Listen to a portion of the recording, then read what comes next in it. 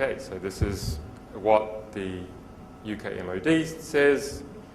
Chinese espionage is a voracious problem that uses a mass of ordinary students and businessmen to bug hotels, to glean information, to create false confidences, etc., when people visit China. I mean, it should be no surprise to most of you that the Chinese are extremely active conducting internet espionage. I've seen a lot of that. Our Tibetan supporters have been routinely hacked. I've seen Pakistan hacked, the NED in the United States, CFR, many US pro-democracy organizations, Freedom House that I just mentioned, all hacked by Chinese hackers. And it seems something that's quite common is that they poll using POP or POP3 to just take copies of inboxes routinely.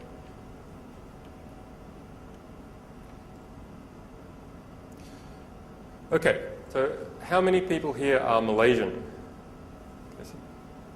All right, another section that's not a complete waste. So I was in Malaysia 3 years ago, and everyone seemed really harried and no smile on people's faces, which is unusual for Asia. But now everyone's really happy. So, and yet they're complaining about the government more than ever. So I'm trying to correlate these two, and I think they are correlated.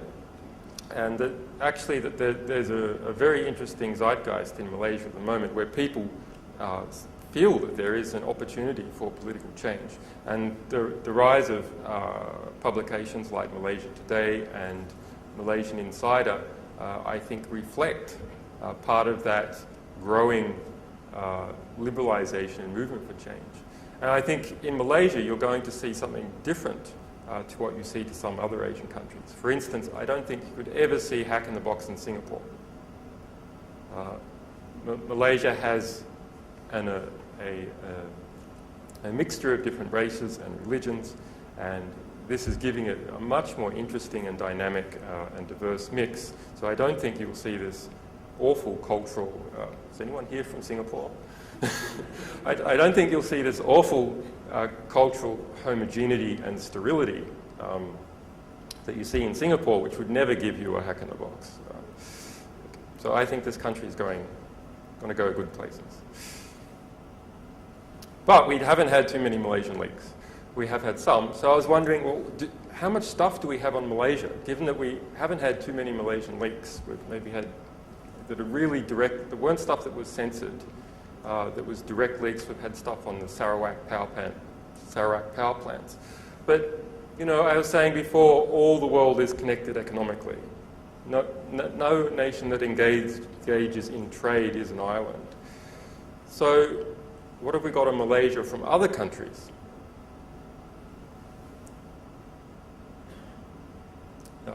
Well, here's something that is actually from Malaysia, but this is a censored document, not a leak. This is Malaysia Today in the Port Klang Free Zone scandal, 12 billion ringgit approximately. Not sure what the correct word to describe it is, wasted or corruptly laundered away, depending on which side you believe. But Rajapetra, Malaysia Today, was censored at the ISP level in Malaysia, only 3 weeks after the Prime Minister said that there would be no internet censorship in Malaysia. No internet censorship in Malaysia, incidentally, was in response to Green Dam. And some of you may have heard about that, the Chinese Green Dam. We released an internal decoding for Chinese Green Dam, which revealed its political file on the Fulong Gung and a whole lot of past Chinese political figures who were in that file. You know, and this thing is used, so if you're writing an email to someone, or you're writing in MSN, or you're writing in Skype, it has hooks everywhere. That if you try and say Fulong Gung in Notepad to yourself, the thing closes. Extraordinary. Anyway, so the fallout over that resulted in Malaysia, which had a tender for its own version of Green Dam, to cancel that tender and announce that there would be no internet censorship in Malaysia, a great thing, and then 3 weeks later censor Malaysia Today. So as part of our uncensoring efforts, we took copies of those primary documents that were censored. English version and Malay version, and here's the English version.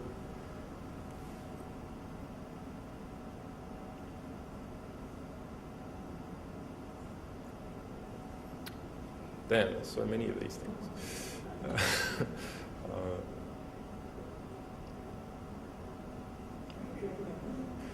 All right.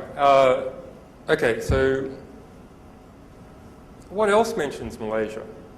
Well, we've done a lot of work on counterinsurgency. So we have all the main counterinsurgency manuals and unconventional warfare manuals, which is conducted via surrogates by definition, for the UK, for Canada, for the United States, for India, and for some other country that I can't remember. Many of these. So the 2007 counterinsurgency manual, that's the big manual that's being used in Afghanistan at the moment to direct how those counterinsurgency efforts should operate. It speaks about Malaysia, or Malaya at that time. Sorry, at the time that it is referring to. So I'll read out just a quote. It would be wrong to deduce that any application of attrition is necessarily counterproductive in Malaya. So attrition, when you're talking about counterinsurgency, that means you just kill all your opponents and then problem solved. Because if there's no person, there's no problem. Kill them all. The British were able to achieve a force ratio of 20-1 and use their military superiority in numbers and firepower as a means to drive Jinping's communists into a remote part of the country where they were hunted down remorselessly. Lots of other references to Malaysian history and Singaporean early history, or post-Second World War history in this document. This is how the British learned to do counterinsurgency in Afghanistan. Was by practicing on the Malay people.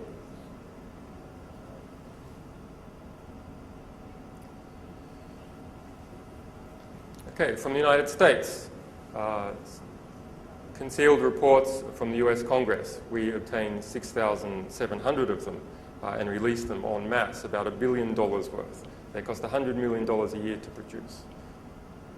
So, this is a briefing for US congressmen about bills they're considering and issues they're considering. In this case, US-Malaysia relations, implications of the 2008 elections. What the US thinks about how it's going to go, who they want to win, etc., etc. And that's what one of these documents look like. Our cover page. Another one from that same batch. Proposed US-Malaya Free Trade Agreement. Oh, very important for this country. Australia had a US trade agreement. Awful thing. Politicians in Australia were only concerned about coal and wheat and wool and beef. But of course, the US was concerned about intellectual property. And as a result, there's now a terrible regime between Australia and the United States, where essentially the US intellectual property regime, US copyright, length of copyright, US patent law is automatically imported into Australia because of the free trade agreement. And given that the US produces so much intellectual property in terms of drug patents and copyrights on books that are ancient now, there's a joke that the Copyright Act is always extended every time Mickey Mouse is about to pass out of copyright. And it's true. It's happened for the past 50 years.